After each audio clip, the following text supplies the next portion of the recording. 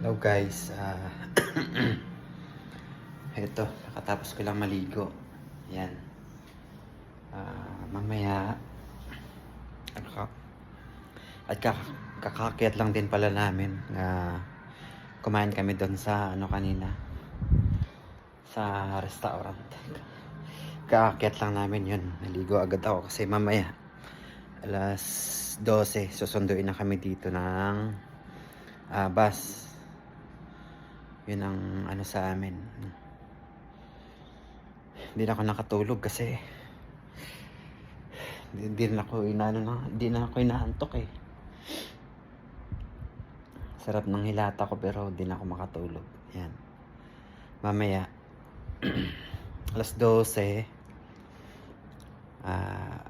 mag-ano na kami sa boarding yan. Tapos yung ano namin, Doha to Denmark na kami. After ng Denmark, siguro mga 7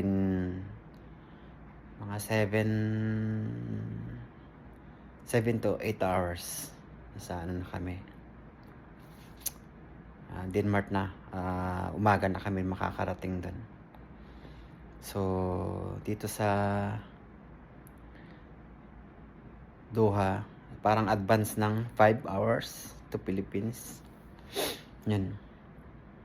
Pagdating namin sa Denmark, babiyahe naman kami ng Lithuania bukas. Mamaya pala.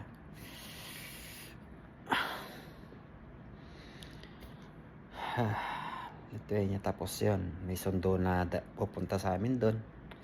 Dadalhin kami sa accommodation namin. Yan.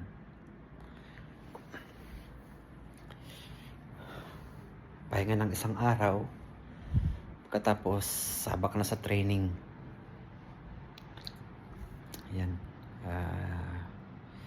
Ito yung room na yung hotel namin. Pinagdalan kami out yan. Okay din naman, malinis, maganda. Di ba? Yan lang. Thank you. Bye bye.